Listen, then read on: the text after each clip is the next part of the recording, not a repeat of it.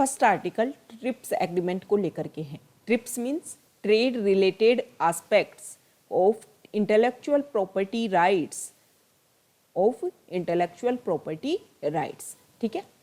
देखो 1995 में trips agreement sign होता है और उस ट्रिप्स एग्रीमेंट में क्या बात बोली जाती है कि जो भी देश, जिन देशों ने भी ट्रिप्स एग्रीमेंट को रेटिफाई किया है, वो अपने अपने देश में जो जो इनोवेशन हो रहे हैं, जो जो क्रिएटर लोग हैं, उनको सेव करने के लिए, उनको प्रोटेक्ट करने के लिए क्या करेंगे, अपने अपने देश में एक minimum standard of intellectual property rights को अडॉप्ट करेंगे। ये 1995 की बात है। अब हम क्यों डिस्कस कर रहे हैं, क्योंकि इसमें कुछ एक्सेप्शन केसेज भी शामिल किए गए थे और उसी के आधार पर अब कोविड-19 की जो वैक्सीन्स हैं उनको वेव करने की बात की जा रही है। उसी को लेकर के न्यूज़ में है ट्रिप्स एग्रीमेंट।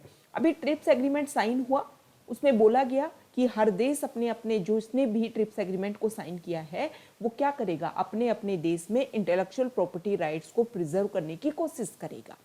अब उसमें कुछ एक्सेप्शन, कुछ कंडीशन रखी गई कि जब कुछ एक्स्ट्रा स्पेसिफिक कुछ सिचुएशन, मान लो कोई पेंडेमिक हो गई, कोई परेशानी आ गई, तो इसमें जो इंटेलेक्चुअल प्रॉपर्टी राइट्स को सेव करने की बात की गई है उसको वेव भी किया जा सकता है। जैसे कि वर्तमान में प्रॉब्लम है कोविड-19 की, जो वैक्सीन बनाई गई है उसमें ज़्यादातर जो वैक्सीन्स है वो बड़ी बड़ी कंपनीज के द्वारा बनाई गई हैं।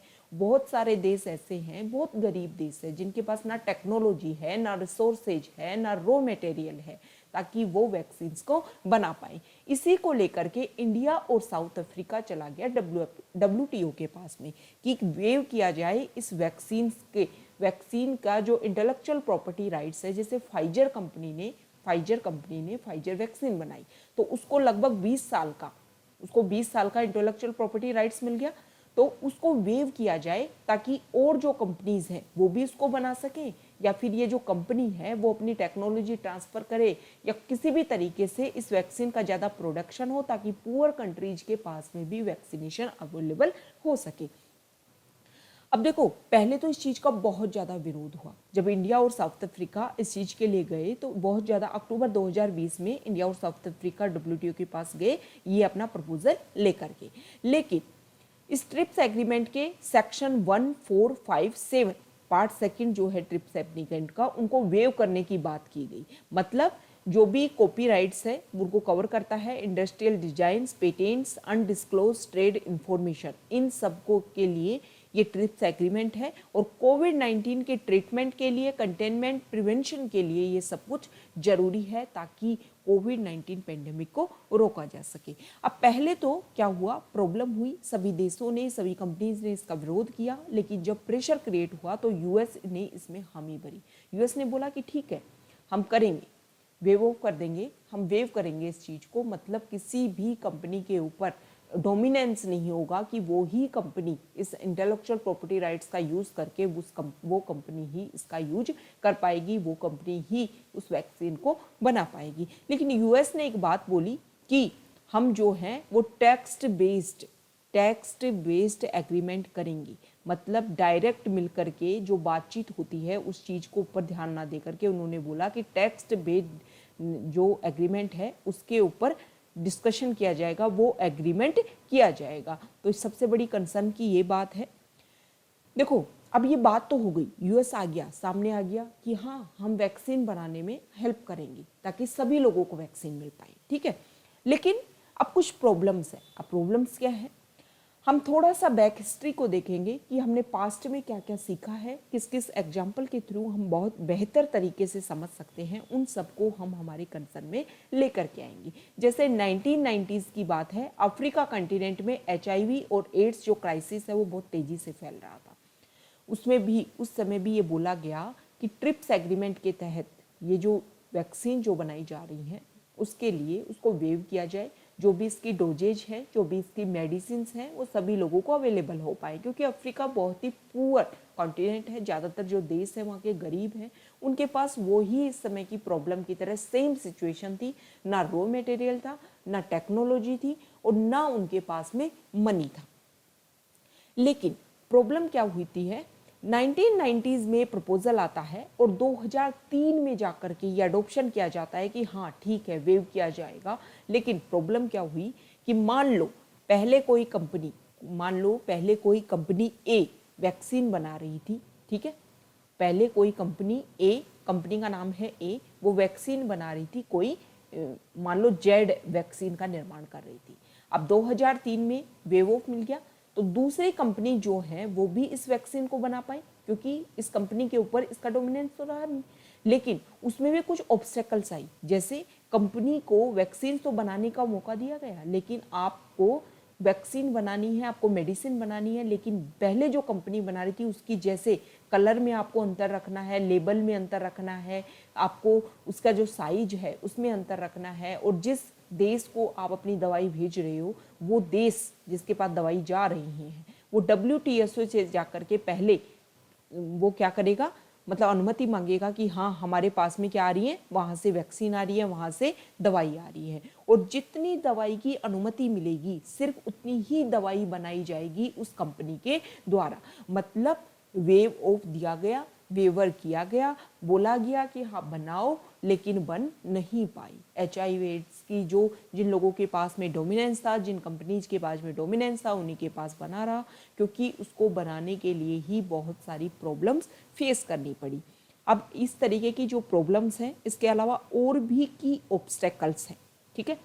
अब देखो WTO के ये जो ट्रिप्स एग्रीमेंट को लेकर के US मान तो गया है, लेकिन बोला क्या जा रहा है कि जून में बातचीत स्टार्ट होगी, जून में बोला जाएगा। अरे भाई प्रॉब्लम तो अब चल रही है, हो सकता है कि जून में आप बातचीत स्टार्ट करो, और जो जिस चीज़ के ऊपर आप साइन करो वो होते होते हो सकता है और टाइम निकल जाए। तो ये जो आप टाइम ले रहे हो ना, ये काफ़ी प्रॉब्लम कर सकती है, क्योंकि उस समय तक हो सकता है कि वैक्सीन जो केसेज है, जो डेथ टोल्स हैं, उनकी संख्या कम हो जाए। तो एक तो ये सबसे बड़ी ऑब्स्टेकल है जो टेक टाइम की बात की जा रही है। दूसरा क्या है कि US ने बोल तो दिया है कि हम इस तरीके की नेगोशिएशंस के लिए, वेवर्स के लिए जो नेगोशिएशन है उसके सिग्नल तो दे दिए हैं, लेकिन US है वो पूरी कोशिश करेगा अपनी जो फार्मास्यूटिकल कॉरपोरेशंस हैं उनके इंटरेस्ट को सेव करने की। मतलब जो भी उनके यहाँ कंपनीज हैं, उनके जो भी इंटरेस्ट हैं उनको सेव करने के लिए काफ़ी काम करने वाला है। थर्ड प्रॉब्लम ये है कि US ने जो भी बात हुई है कि वेव किया जाएगा वो सिर्फ वैक्सीन के लिए किया गया है। जो दवाई हैं, जो मेडिकल इक्विपमेंट्स हैं, उन सब के लिए कोई भी नहीं बोला गया। जो मेडिसिन्स हैं, थेरेपेटिक्स हैं, टेक्नोलॉजीज़ हैं, इनके लिए कुछ भी बात नहीं बोली गई। तो ये भी एक बहुत बड़ी ऑब्स्टेकल है। अब देखो बोल दिया गया कि मान लो फाइजर कंपनी जो वैक्सीन बना रही है वो वैक्सीन का मिल जाएगा, दूसरी कंपनी भी बना पाएगी। लेकिन भाई बना कैसे पाएगी, जब टेक्नोलॉजी ट्रांसफ़र होगी तभी तो बना पाएगी ना। तो टेक्नोलॉजी ट्रांसफ़र के लिए तो कोई बात ही नहीं की गई। और लास्ट में प्रॉब्लम है कि हर देश का जो इंटेलेक्चुअल प्रॉपर्टी रेगुलेशंस हैं वो अलग अलग हैं। तो हर देश को तैयार रहना होगा कि WTO ने जो ये एग्रीमेंट साइन करवाया है, ये बात बोली है, उसके ऊपर देश सामने आ रहे हैं, अपना साथ दे रहे हैं। तो जब तक क्या नहीं किया जाएगा, हर देश अपने इंटेलेक्चुअल रेगुलेशन को, इंटेलेक्चुअल प्रॉपर्टी रेगुलेशंस को प्रॉपर तरीके से सही नहीं करेगा, तब तक इस प्रॉब्लम को ज़्यादा अच्छे तरीके से हम सोल्व नहीं कर पाएंगे। अब लास्ट में अगर हम देखें कि ये जो ऑब्स्टेकल्स हैं इनको हम कैसे ओवरकम कर सकते हैं, जैसे तो फर्स्ट कर सकते हैं कि 2003 में जो प्रॉब्लम हुई, 2003 में जो बात हुई, उसको दोबारा से ना दोहराया जाए। मतलब वेवर का बहाना भी आपने ले लिया और उसको इम्प्लीमेंट भी नहीं होने दिया। तो जो प्रॉब्लम 2003 में हुई HIV एड्स के समय, उसको दोबारा से रिपीट नहीं करना है। दूसरा क्या है कि इसमें सिर्फ वैक्सीन की बात की गई है, इसमें सब जो मतलब मेडिसिन्स हैं इन सबको शामिल किया जाए, जो टेक्नोलॉजी है उनको भी शामिल किया जाए। टेक्नोलॉजी ट्रांसफ़र की भी बात की जानी चाहिए कि टेक्नोलॉजी हम ट्रांसफ़र करेंगे ताकि उसी के तहत दूसरी जो कंपनीज है वो वैक्सीन बना पाएंगी। कंक्लूजन में हम एक बात बोल सकते हैं कि ट्रिप्स के वेवर की जो बात की गई है, इससे ये मतलब नहीं है कि बहुत सारी वैक्सीन आ जाएंगी। बहुत सारे ऑब्स्टेकल्स हैं, जो देश हैं जिन्होंने रिसर्च किया है वो इतनी आसानी से अपनी जो टेक्नोलॉजी है उसको नहीं देंगे। तो इसके लिए स्ट्रिक्ट होना पड़ेगा WTO को स्पेशली। तो और जो बड़ी जो कंपनीज हैं, जो बड़े जो देश हैं, जो बड़ी इकोनॉमीज कंट्रीज हैं, उनको एज ए ग्लोबल अपनी सोच को विकसित करना होगा, सिर्फ अपने कंट्रीज तक सीमित ना रह करके उनको हर ह्यूमन बीइंग जो इस अर्थ के, इस प्लेनेट के ऊपर एग्जिस्ट करता है, उसको एज ए ह्यूमन बीइंग के रूप में मानना होगा, तभी इस प्रॉब्लम को हम अच्छे से इम्प्लीमेंट कर पाएंगे। ठीक है, नेक्स्ट आर्टिकल, प्रेजेंट के कॉन्टेक्स्ट में हमारे जो जुडिशरी है उसका क्या रोल है, मतलब कोविड-19 के दौरान जुडिशरी ने क्या क्या रोल निभाया है उसी को लेकर के है। लास्ट ईयर की अगर हम बात करें, जब कोविड-19 पैंडेमिक एक तरीके से ओरिजिन हुआ था और इंडिया में जब इसकी केसेज बढ़ रहे थे और लॉकडाउन की समस्या हुई थी, तो बहुत सारे माइग्रेंट वर्कर्स पैदल ही अपने घरों की तरफ निकलने पड़ रहे थे।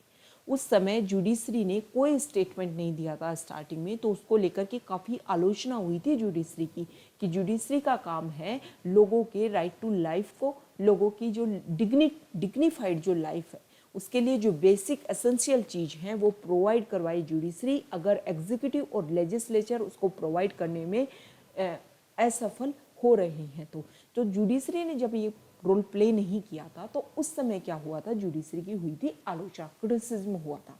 अब इस समय प्रॉब्लम क्या हुई है, सेकेंड वेव जब आई तो जुडिशरी ने हद से ज़्यादा, मतलब हर हाई कोर्ट, बहुत सारे हाई कोर्ट, सुप्रीम कोर्ट ने इंटरवेंशन करना स्टार्ट कर दिया, ऐसा कुछ लोग मान रहे हैं। देखो, कुछ जो चीज़ें होती हैं वो देखने का नज़रिया होता है, कुछ लोग इसको मान रहे हैं ओवर रीच है ये जुडिशरी का, और कुछ लोग मान रहे हैं आउट रीच है, मतलब जरूरी है जुडिशरी का इतना एक्टिव होना। जुडिशरी का भी ये कहना है कि हमने एग्जीक्यूटिव का जो रोल है उसके ऊपर हमने इम्प्लीमेंट करने की कोशिश नहीं की है, उसको हमने छीनने की कोशिश नहीं की है, हमने सिर्फ अपना काम किया है।